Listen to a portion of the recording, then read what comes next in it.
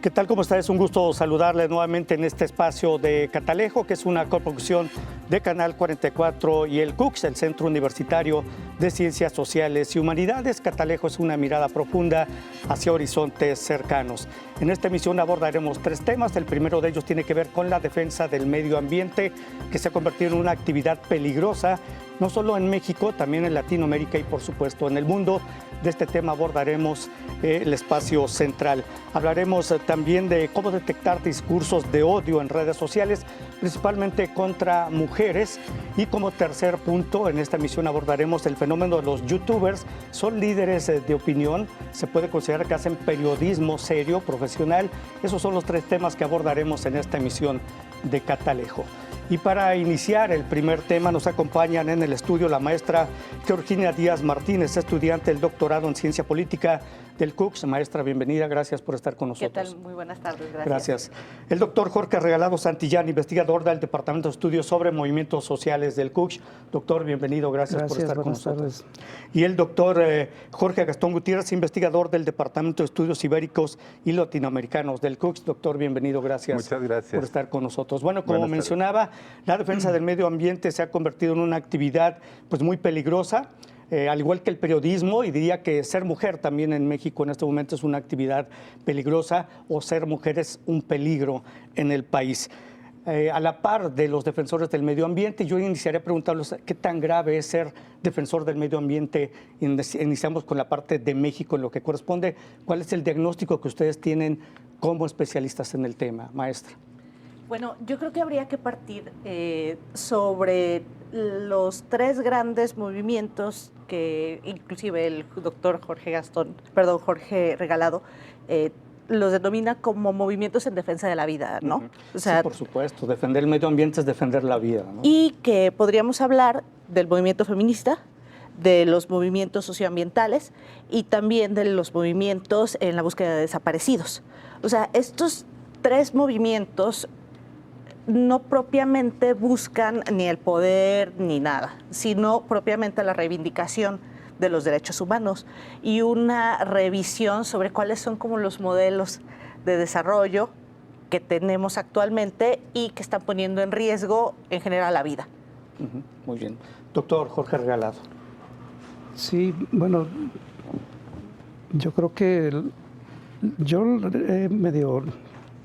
No sé si es una definición propiamente mía, sino a lo mejor es producto de varias lecturas, pero así los he estado llamando. Algunos les dicen movimientos socioambientales, ¿no? Yo prefiero denominarlos movimientos en defensa de la vida porque creo que incluyen más cosas, ¿no? Pero creo que es, en mi opinión, el punto central de por qué los reprimen, por qué los están acosando, es muy sencillo en realidad definirlo, digamos, porque hoy son ese tipo de movimientos los que en realidad se están oponiendo de manera radical a los procesos de acumulación de capital, ¿no? Como el capital ahora se acumula explotando el territorio, los bienes naturales comunes, entonces toda persona que se oponga a que devasten un bosque, a que contaminen un cuerpo de agua, pues seguramente está expuesto a ese tipo de tratos represivos, ¿no?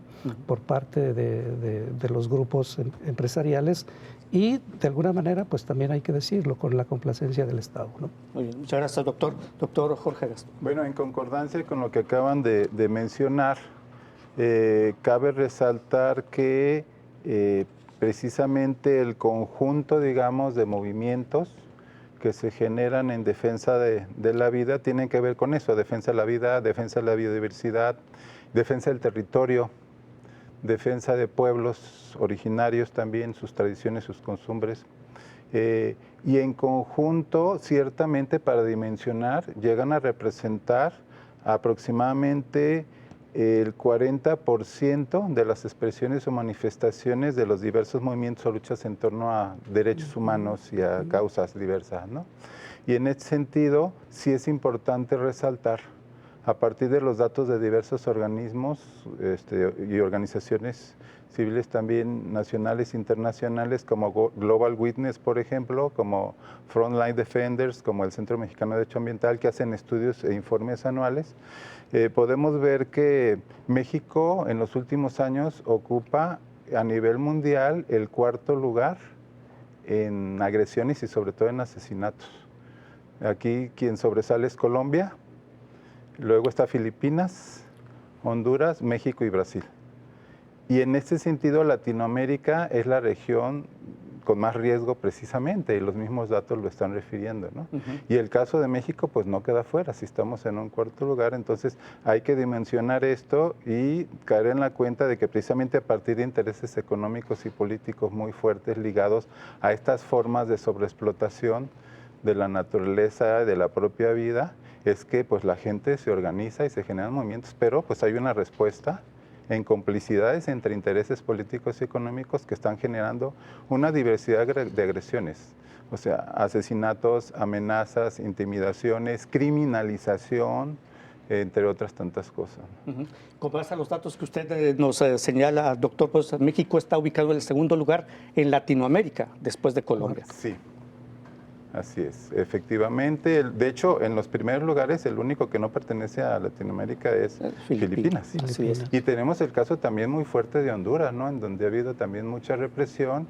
Incluso se acaba de cumplir 4 años del asesinato de Berta Cáceres, que era una luchadora indígena muy importante, que estaban participando en un movimiento contra un proyecto hidroeléctrico de una empresa transnacional en complicidad con intereses nacionales, y pues pasó lo que pasó. Y acabamos también se acaba de cumplir 1 año del asesinato de Samir Flores, que se oponía también al proyecto Integral Morelos, en donde pretenden instalar también un proyecto hidroeléctrico y de gasoductos, precisamente en el estado de Morelos. Sí. Ahora, podemos ver los datos de las personas que son agredidas, asesinadas, violentadas por distintos intereses económicos, políticos y hasta de la delincuencia organizada. Quizá abordaremos este tema más adelante también. Los conocemos porque son los que se mediatizan, pero hay datos que ni siquiera salen a la luz pública. ¿Qué tan grave es realmente esta situación? ¿Cuántas personas tienen ustedes como registrados o grupos en el país dedicados a la defensa de la vida, como ustedes señalan, maestra? Bueno, para poner como en perspectiva precisamente de Global Witness, 164 casos documentados, 84 corresponden a América Latina. O sea, América Latina como el continente con mayores agresiones y asesinatos, en este caso, de defensores medioambientales y de territorio. Bueno, aquí también tendría que apuntar de que el asesinato de los defensores medioambientales solamente es la punta del iceberg. O sea, hay un montón de agresiones, no nada más individuales, sino también comunitarias. Y también el caso de la criminalización. En este punto de la criminalización habría que destacar a nivel nacional, más o menos como el 50% del territorio son territorios indígenas en este caso, ¿no? Que tienen como esta connotación de protección por parte del Estado y también son los más afectados. Por otra parte, de los defensores medioambientales que han sufrido agresiones o asesinatos, más o menos como el 80% son de comunidades indígenas. Y de estos podríamos hablar inclusive de 5 estados: Oaxaca, Chiapas, Guerrero, en este caso Morelos, Puebla y Michoacán. Últimamente hace poco más de 2 meses, el asesinato de Homero Gómez González y Raúl Hernández, protectores del santuario de la mariposa monarca, donde pues se le atribuye al crimen organizado la intrusión dentro de los terrenos que son parte de la biosfera y están protegidos para el cultivo de aguacate.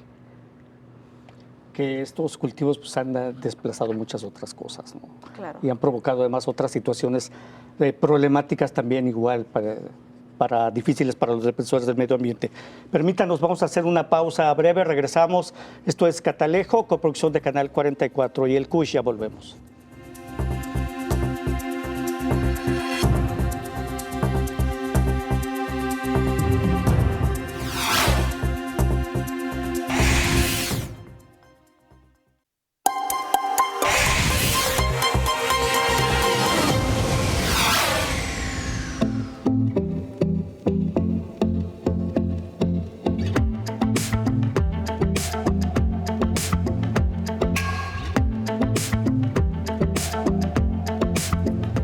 Bueno, continuamos en Catalejo, coproducción de Canal 44 y el CUCH.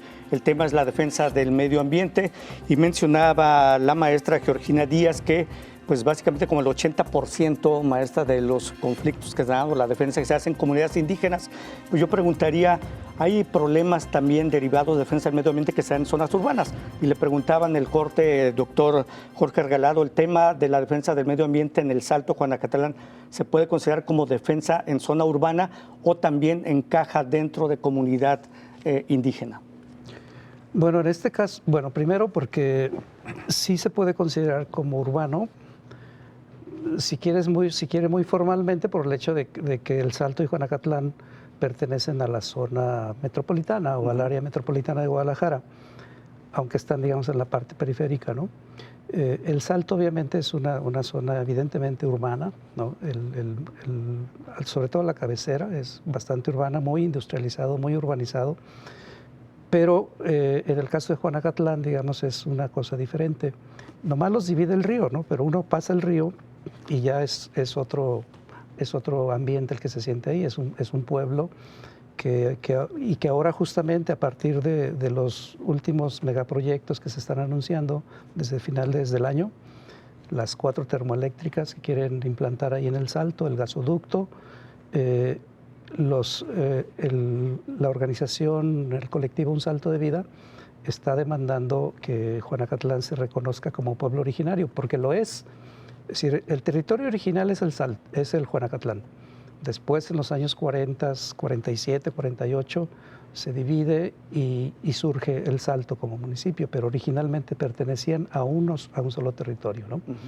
En nuestro caso, claro que si avanzamos en el sentido que lleva las aguas del río Santiago, pues también está Zapopan, ¿no? En donde también vamos a tener, están planteados ahora también 2 proyectos de hidroeléctricas en la altura, a la cercanía de San Francisco de Izcatán y luego hasta San Cristóbal de la Barranca, que ya es más rural, ¿no? Y desde luego también están anunciando la posibilidad de volver a intentar explotar la energía geotérmica que existe desde el bosque La Primavera y hasta abajo, ¿no? Por donde van corriendo las aguas termales de los balnearios que hay en la barranca acá por este lado norte, ¿no? Eso es por referirnos a Jalisco, ¿no? Pero desde luego que los impactos, este tipo de problemas se han manifestado en otras zonas urbanas, digamos. Lo que más conocemos es Tamaulipas, por ejemplo, ¿no? Que ahí tenemos que hablar de los desplazamientos masivos de población. Se desplaza la gente para luego venir con los proyectos, en este caso, por ejemplo, de la explotación de la extracción del gas shale por medio de la técnica del fracking, ¿no? Entonces ahí se conjugan varias cosas, pues, ¿no? Aparece como una cosa que tiene que ver con el narcotráfico, ¿no? Como que llega el narcotráfico, desplaza a la gente, pero luego atrás de eso viene la explotación, en este caso ese territorio con el gas shale. Y seguramente eso lo vamos a ver también próximamente en Sonora, ahora que descubrieron los grandes yacimientos de litio, seguramente tendremos un problema de ese tipo. Oye, muchas gracias, doctor. Y bueno, ustedes tienen registrado seguramente, pero ¿cuáles son las situaciones de riesgo por las que pasan los grupos defensores o quienes integran grupos defensores del medio ambiente o defensores de la vida en Jalisco concretamente? Digo, porque quizá no hemos llegado a extremos, o ustedes pueden desmentir, de asesinatos de personas de defensa del medio ambiente en Jalisco, pero ¿cuáles son los riesgos, por ejemplo, a quienes se dedican a defender el medio ambiente en el Salto, Juanacatlán, que es el problema más visible que tenemos, pero qué otros problemas hay en Jalisco y qué riesgos corren quienes defienden esos problemas? Pues de alguna manera son riesgos que se asociarían a lo que podríamos denominar como la violencia estructural o incluso la violencia institucional, que tiene manifestaciones de muy diversos tipos, de muy diversos grados, como puede ser, por ejemplo, la criminalización, efectivamente, ya se mencionaba, desde acusar a agentes porque realizan manifestaciones, plantones, bloqueos carreteros y demás, y quererlos encarcelar, precisamente de invasiones también, supuestamente ilegales cuando se realizan este tipo de manifestaciones. También existe diversos mecanismos o formas de bloqueo y de desincentivación también de los movimientos, de infiltraciones también, amenazas, por supuesto, pueden ser amenazas muy veladas, muy sutiles, hasta amenazas abiertas que sí se llega a dar el caso. Históricamente pues hemos podido atestiguar estar cerca de casos incluso en donde se da esta mancuerna entre los agentes malos y los agentes buenos, ¿sí? En donde por un lado se trata como que de dialogar y negociar y por el otro lado de plantear precisamente amenazas directas o vía telefónica y demás. Hay diversas formas, ¿sí? Se ha llegado a dar agresiones, se han llegado a dar agresiones físicas, se han llegado a dar torturas, se han llegado a presentar encarcelamientos, por ejemplo, la siembra de algunos cargos también, o sea, de que hay modalidades diversas, las hay también. Y por otro lado, un mecanismo muy usual que también implica por riesgos y desgaste en la gente que participa en estos movimientos y luchas, es la clásica estrategia de darle largas a los asuntos, ¿no? En donde pues sí hay bastante desgaste, no hay una aplicación de la justicia con prontitud, con certeza y demás. Entonces, y otra situación que tiene mucho que ver con estos mecanismos de violencia y también quizá pudiera decirse más indirecta, son los impactos en la salud física, mental, emocional de la población ante los riesgos.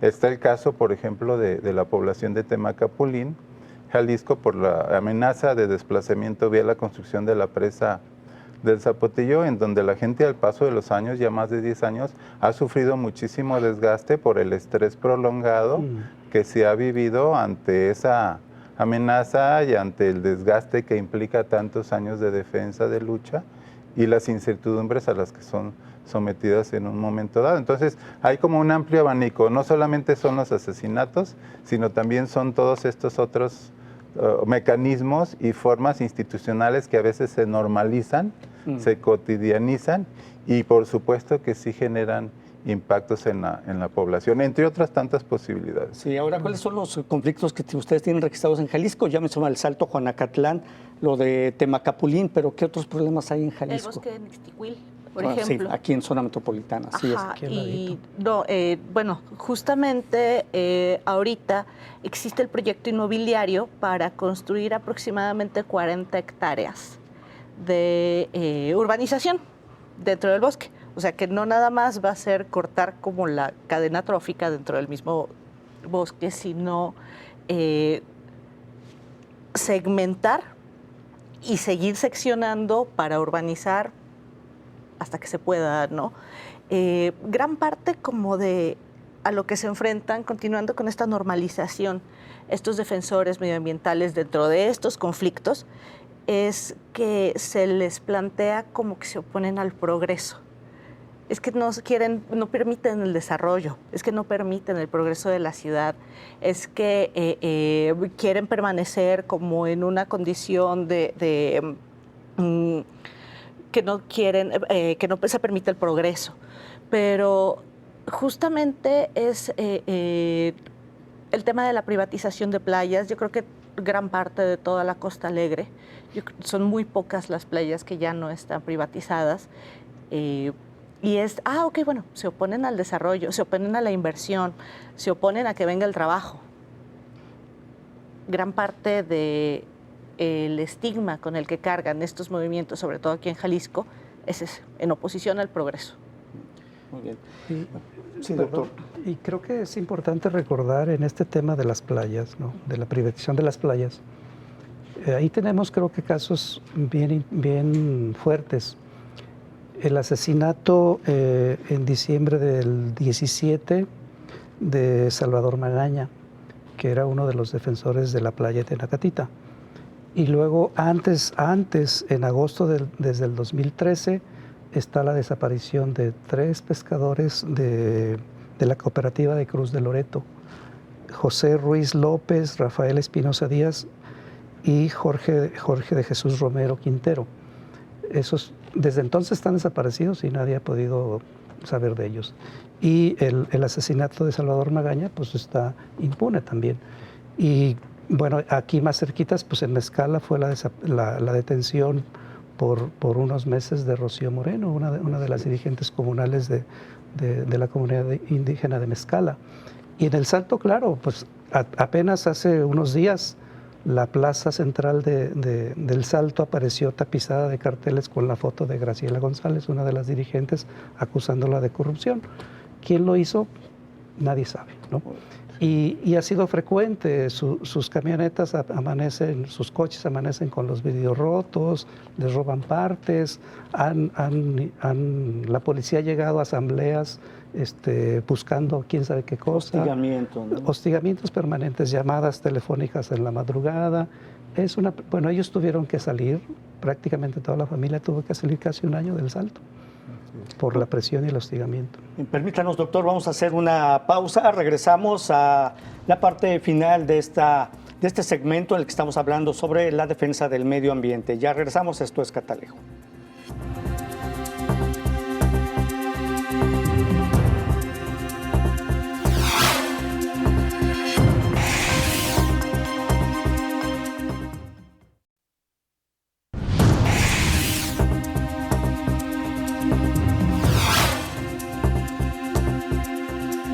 Bueno, continuamos en Catalejo, coproducción de Canal 44 y el CUSH.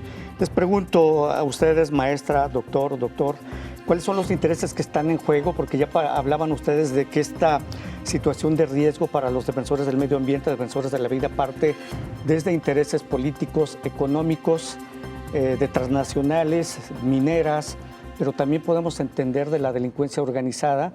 Y sobre todo les pregunto, ¿es así en Jalisco también esta realidad que supongo se presenta en Latinoamérica? Y sobre todo, ¿qué hace la autoridad para defender a estos defensores de la vida? Maestra. Habría que considerar, bueno, qué es lo que está violentando tanto a las comunidades como al ecosistema o a los ecosistemas o a los bienes comunes. Para empezar, las políticas extractivas de inicio, ¿no? En estas políticas extractivas podríamos también incluir no solo a la minería, ¿no? Sino al desasolve para aprovechar materiales o también a los sistemas agroindustriales de las transnacionales o a la deforestación masiva o a los monocultivos. Y eso por la parte, digamos, como de lo permitido a partir de esta serie de políticas, ¿no? Y aunado o digamos, en mancuerna muchas veces con el crimen organizado, que de alguna manera ambas situaciones obedecen, pues, a un capitalismo voraz que está marcando tendencia a partir de cómo se debe de ser la reproducción de la vida, ¿no? Y también cortando muchos medios locales o comunitarios de producción ay, qué pena, medios de existencia, ¿no? Y a partir de que los cooptan, es, ok, ¿en qué vamos a emplear esta fuerza de trabajo? Ya sea para favorecer a intereses de modelos neoliberales o también, pues, para engrosar las filas del crimen organizado. Muy bien. Muchas gracias, maestra. Doctor, la misma pregunta. ¿Cuáles son los intereses que están en juego? ¿Qué hace la autoridad para proteger a estos defensores de la vida? ¿Quién defiende a los defensores? Yo creo que después de la trayectoria que han tenido estas comunidades o estas sociedades en movimiento en defensa del territorio y la vida, aquí ya se decía, bueno, de los que hemos estado hablando, pues tienen ya más de una década. El Comité Salvabosque tiene más de 10 años, Un Salto de Vida también. Quizá el más antiguo sea el Comité Ecologista El Roble de Juanacatlán, que surgió en los años 80. Después de caminar toda esa historia que llevan y de haber recurrido a todas las instancias que uno se pueda imaginar, es decir, a todas las instancias del sistema político e incluso a instancias internacionales que se supone son encargadas de conservar en buen estado de salud nuestros bienes comunes naturales, creo que están llegando a una conclusión de que nadie de ahí los va a defender. Nadie de ahí los está defendiendo. Entonces, algunos de ellos están diciendo, bueno, pues, ¿quién nos tiene que defender? Pues nosotros mismos nos vamos a defender en la medida de lo posible, ¿no? En la medida de lo posible.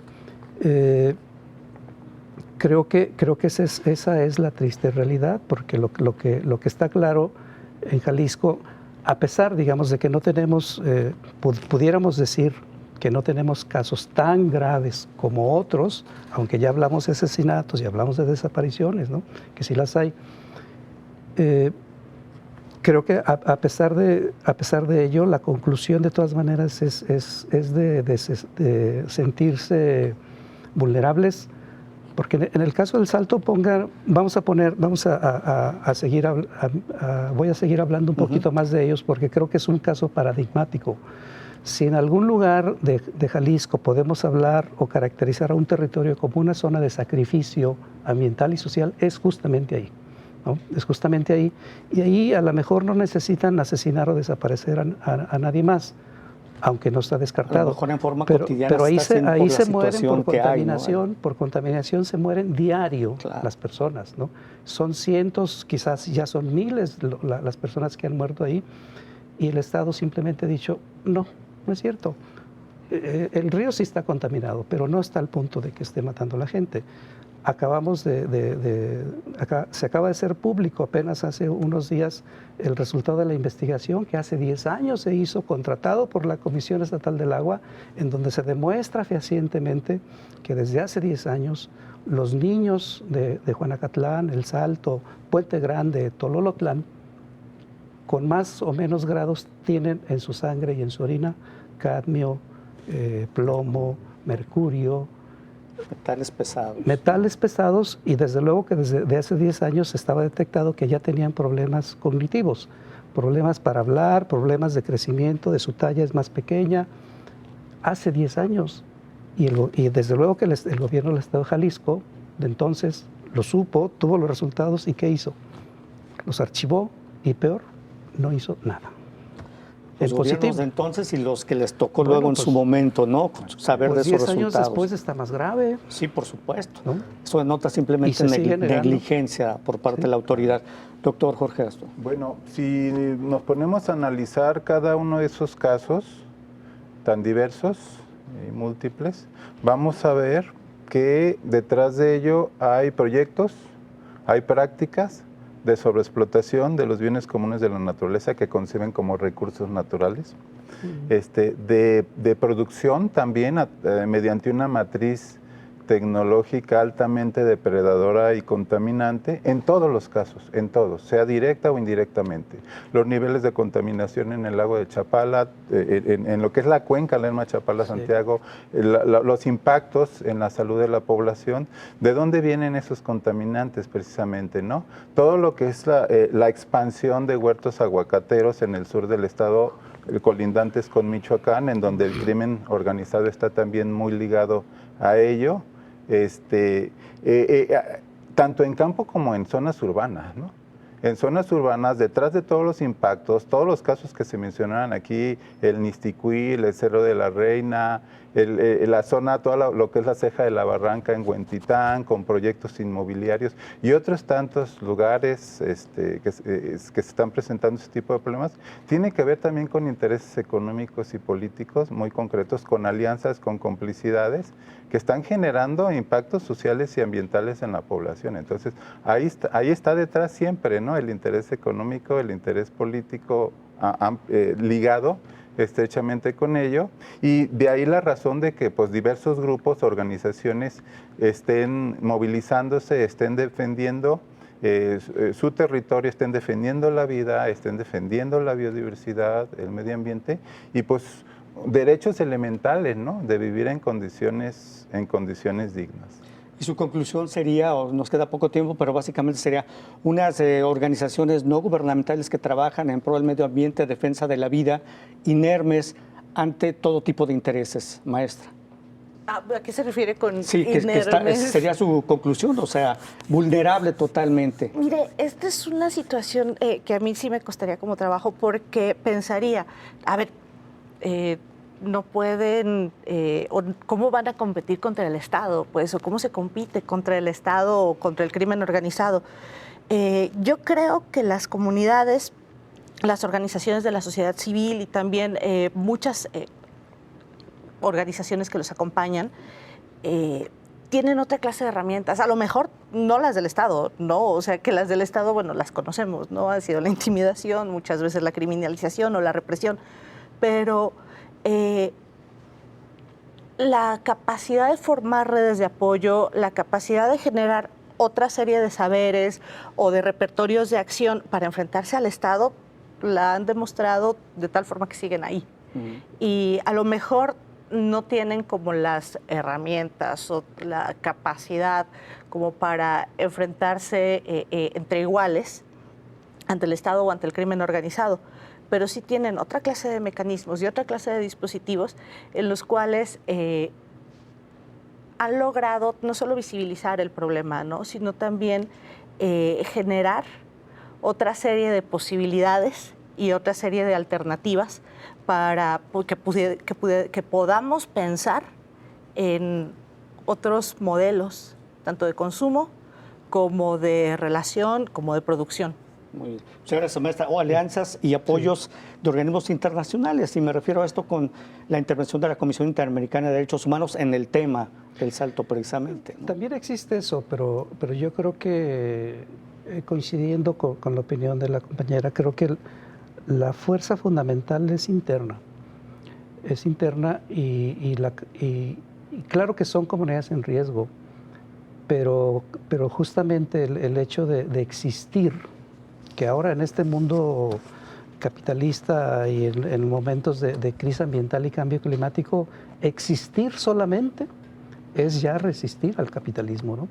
Entonces, si nos mantenemos en vida, eso ya es ganancia, ¿no? Porque ya sabemos ahora claramente, ahora está más claro que nunca que el capitalismo existe sobre la base de la destrucción de la vida. Entonces, que estemos vivos en este mundo ya estamos ganando. Pero además, si estamos activos como están desde hace años en estas comunidades de las que hemos hablado, pues es mejor, ¿no?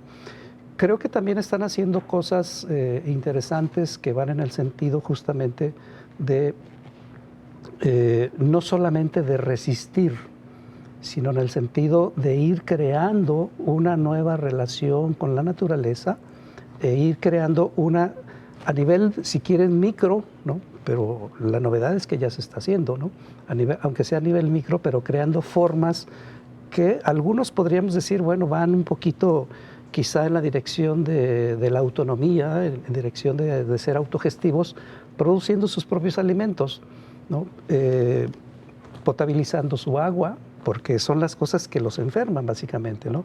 En el Salto ya tienen una planta potabilizadora de agua comunitaria, tienen su huerto donde producen sus hortalizas y sus verduras, y no lo hacen con negocio, ¿eh? Lo están produciendo y la gente accede a ellos gratuitamente. Entonces, ese tipo de reforestan los cerros, en fin, ese tipo de cosas que creo que en el Iztiquil también tienen su vivero, donde hacen producir los pinos, los árboles que luego con los que van a reforestar. Estas son las otras formas, digamos, con las que a un nivel, si quieren, germinal, pero nos están demostrando que efectivamente son como formas prefigurativas de una sociedad diferente que se quiere construir, ¿no? Muchas gracias, doctor. Bueno, pues muchas gracias, maestra Georgina Díaz Martínez, por haber estado con nosotros. Le agradezco, doctor Jorge Regalado Santillán, gracias. Un placer. Y doctor Jorge Gastón Gutiérrez también, muchas gracias por haber estado con nosotros. Les agradezco a los tres. Bueno, hacemos una pausa breve, regresamos. Esto es Catalejo, ya volvemos.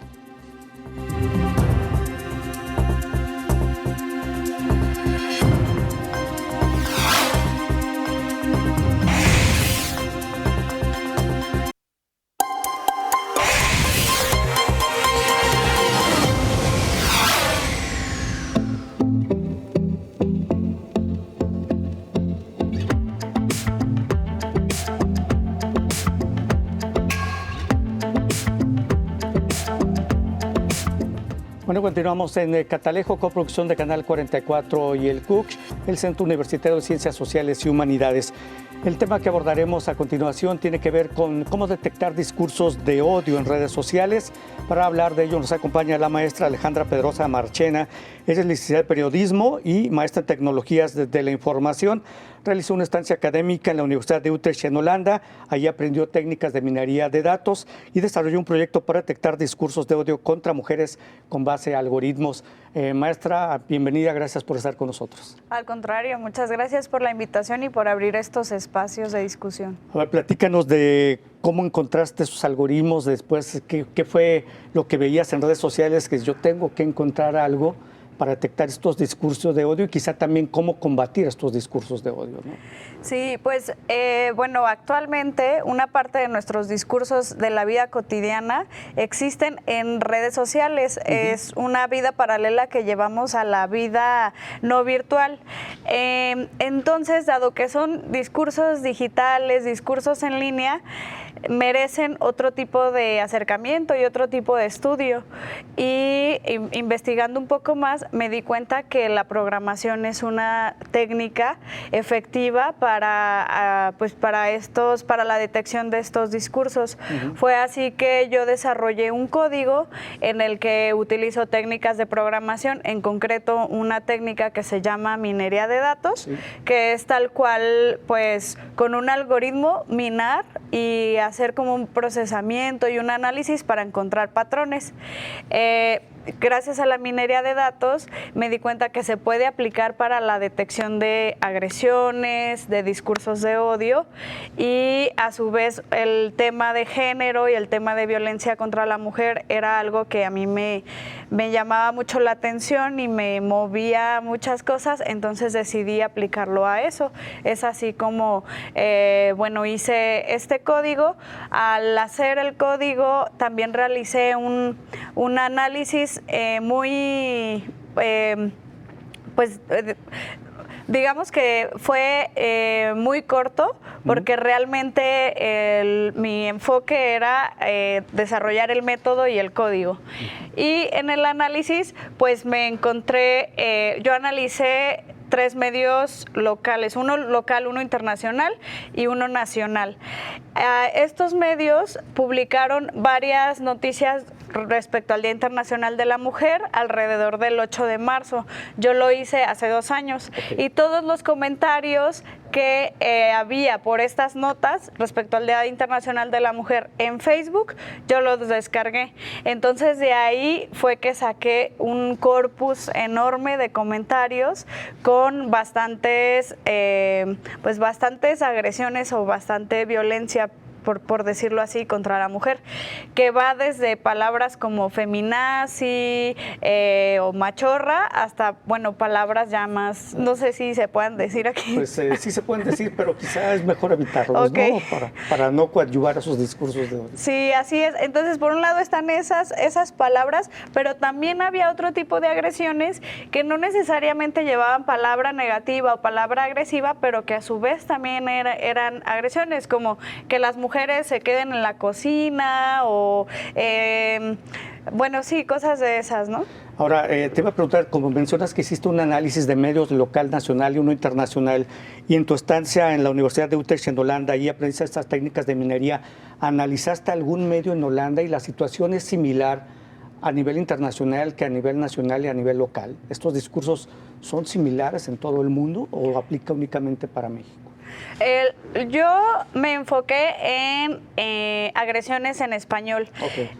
Digamos que la minería de datos aplicada a lenguaje se llama minería de texto. Sí. En inglés ya hay bastante campo, ya hay bastante estudio que se ha hecho. En español todavía hay menos. Entonces yo me enfoqué a español. Entonces, lo curioso fue que en el medio local los discursos agresivos eran más variados. Hubo mucha más variedad de groserías, por decirlo así. En el nacional hubo menos y en el internacional menos. En el internacional fue un medio en español también. Entonces, pues esto nos habla de cómo la variedad de agresiones está manifestada en el discurso local. Ese algoritmo ¿Lo podemos utilizar cualquier persona o hay que tener conocimientos especializados para utilizar ese algoritmo? Sí, hay que tener conocimiento, dado que, bueno, es un algoritmo que está a nivel código, sí, en un lenguaje de programación que se llama R. Para poder usarlo hay que programar en R y, bueno, digamos que tomar el algoritmo e implementarlo. Hay que saber de programación. Sí, se puede desarrollar a nivel aplicación o a nivel plataforma, pero ya sería una segunda fase en la que necesitaría yo desarrollar la interfaz de usuario, donde haya algún icono o botón que nos permita interactuar con el algoritmo. ¿Y estás trabajando en esa segunda parte? Sí estoy trabajando, pero creo que lo que me voy a enfocar primero es en hacer más complejo el algoritmo. Actualmente mi algoritmo analiza palabras y quisiera analizar ya frases, por ejemplo, frases completas, para detectar estas frases en donde a lo mejor no hay agresiones explícitas, pero están implícitas. Y una vez que tenga ya el análisis más complejo, ya agregaría interfaz de usuario. Sí. Alejandra, te voy a preguntar, ¿cuál es la utilidad de esta detección? Porque tú dices, bueno, ya lo detecté, pero ¿qué puedo hacer para combatirlo? ¿Cómo evitarlo? ¿Qué podemos hacer con esto? Bueno, pues la teoría nos dice que la violencia, y en concreto la violencia contra las mujeres, se manifiesta en escalas, ¿no? La manifestación, digamos, máxima o más cruel de violencia contra la mujer es el feminicidio. Y muchas veces los casos de feminicidio antes y durante estuvieron acompañados de violencia verbal. Entonces, la detección de la violencia verbal es una forma de prevenir otras formas de violencia. Y la prevención la podemos hacer simplemente metiéndonos a redes sociales. Ahí podemos detectar muchos discursos de odio hacia mujeres y quizá también coadyuvar a la prevención de estos feminicidios, como mencionas. Gracias, maestra Alejandra Pedrosa Marchena, por haber estado con nosotros y platicarnos de esta investigación. Al contrario, muchas gracias a ustedes. Gracias. Vamos a hacer una pausa breve, regresamos a Catalejo, ya volvemos.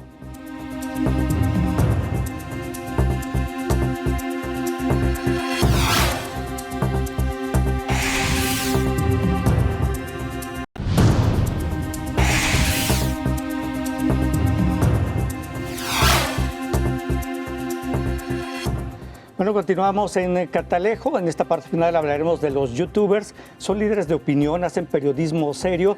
Para hablar de ello y para platicarnos está la doctora Frida Rodelo, investigadora del Departamento de Estudios de Comunicación Social del CUCS. Doctora, bienvenida, gracias por estar con nosotros. Gracias, Antonia. A ver, los youtubers, este fenómeno que está, y ahora muchos de ellos, además de YouTube, ahora también pues la están haciendo muy bien en Twitter. Platícanos, ¿son los youtubers líderes de opinión? Bueno, de hecho, en el caso que yo analizo, que es el de Chumel Torres. Que ahora es Chumi Bebé en Twitter, ¿no?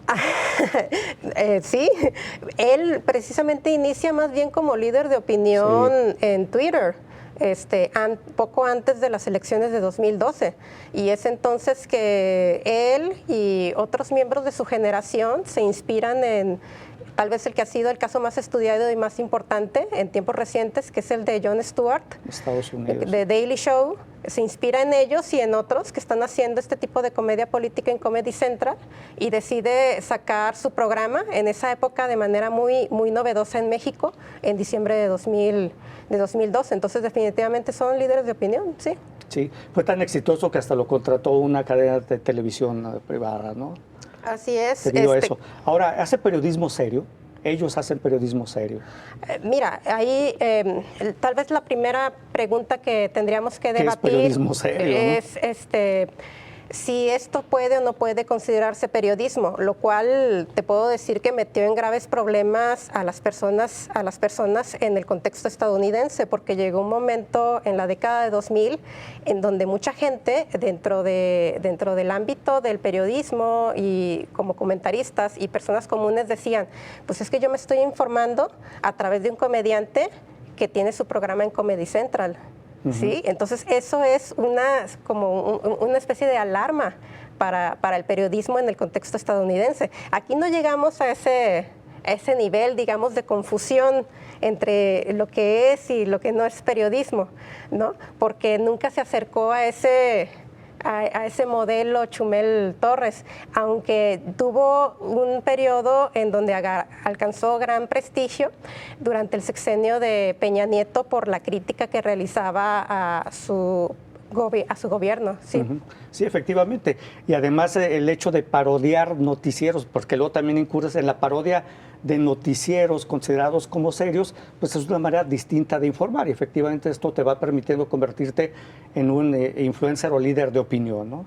Es una manera distinta de informar, es una cosa diferente al periodismo, pero también hay trabajo académico en donde de manera muy clara se está diciendo, bueno, aunque no sea periodismo, nosotros ante estos híbridos que están surgiendo y que se están haciendo tan populares y a través de los cuales se está informando tanto la gente y que están adquiriendo tanta influencia, tienen que tener como formas de comunicación política una serie de criterios de responsabilidad ética. Sí, por supuesto, y además creo yo una también responsabilidad de uno como consumidor de estos medios, porque no vos, yo me informo con Chumel, por ejemplo, no, bueno, pero no nada más está él. O sea, él tiene una forma de informar distinta y una opinión diferente a la de otros noticieros. No nada más hay que recurrir a él, sino también a otros noticieros quizá tradicionales, ¿no? Ante todo, responsabilidad ética de los creadores, porque ellos, a final de cuentas, se están nutriendo de un periodismo profesional, están leyendo notas creadas por un periodismo profesional. Que de hecho tienen el respaldo de periodistas. De forma, un comentarista le llama de forma parasitaria, ¿sí? Porque agarran eso que no están creando, lo están reproduciendo, lo están comentando, están haciendo eso y muchas veces no dan el crédito. ¿Sí? A los periodistas. Y bueno, sí también tendríamos que estudiar a las audiencias, quiénes son quienes ven estos programas. Y ahí hay varias hipótesis. Estas personas que están viendo estos programas son personas que abandonaron un periódico, un medio tradicional para irse a ver este tipo de programas, o estamos hablando de personas que con bajo conocimiento político que no se informaban de ninguna manera, ¿sí? Y que se volvieron en un nicho que ahora se informa a través de esta forma de información mezclada con entretenimiento. O estamos ante una tercera opción de ciudadanos más, de consumidores, ciudadanos más sofisticados que estamos agarrando de todo. Yo diría que lo ideal sería esta parte, ¿no? De ciudadanos más sofisticados que se informan de distintas fuentes. Sobre todo el hecho de esta parodia también es que es muy atractivo el formato y cualquier persona lo puede ver, pero yo digo, no hay nada más que darnos con eso, también hay que leer otro tipo o ver otro tipo de informativos, ¿no? Es correcto, sí, tendríamos ahora, que... Perdón, sí. Doctora Frida Rodela, ahora este fenómeno se lo están reproduciendo otras personas que ya muy conocidas, por ejemplo, Cayo de Hacha, Van Pipe, que para mí es un genio, cuando menos en Twitter lo sigo y hace cada cosa que bueno, es impresionante. Esto es el éxito, es precisamente la forma en que manejan la información, digamos, hacen una hipérbole de la información, ¿no? Sí, mira, esto también puede considerarse problemático, ¿no? Yo lo considero problemático como observadora de estos fenómenos, porque estamos viendo a personas fuera del campo profesional del periodismo, outsiders o externos, ¿no? Que en algunos casos son personas, bueno, Chumel Torres es ingeniero de profesión, sí. Personas de otras profesiones que no tienen experiencia en el ámbito periodístico, pero también incluso podemos tener personas que vienen del campo de las relaciones públicas y del marketing, ¿no? Como los casos que mencionaste hace un momento. Entonces ahí, pues se mezcla, hay una mezcla ahí peligrosa entre las relaciones públicas y el informar y el periodismo, que malamente se está desdibujando y que hubo un periodo en el que tuvo una demarcación muy clara dentro de los medios de comunicación. Así es. Bueno, mencionas, doctora, un periodismo que se está desdibujando, pero bueno, si esto lo vemos en redes sociales, también este tipo de situaciones lo vemos en las famosas mañaneras del presidente, ¿no? Ahí también hay disque periodistas que, bueno, se ha comprobado que ni siquiera son periodistas, nada más porque tienen ahí, y aparte les dan la primera fila con preguntas dictadas desde la cúpula del poder, ¿no? Ahí se desdibuja y muy grave el periodismo. Sí, bueno, ese es otro tema, de investigación. el de las mañaneras, que ha generado muchísima controversia, ¿no? ¿Cuál es la contribución de las mañaneras al debate público en México, ¿no? Muy bien. Pues muchas gracias, doctora Frida Rodelo, investigadora del Departamento de Estudios de la Comunicación Social del CUCS. Doctora, muchas gracias por haber estado con nosotros. Antonio. Gracias. Llegamos a la parte final de Catalejo. Hasta luego.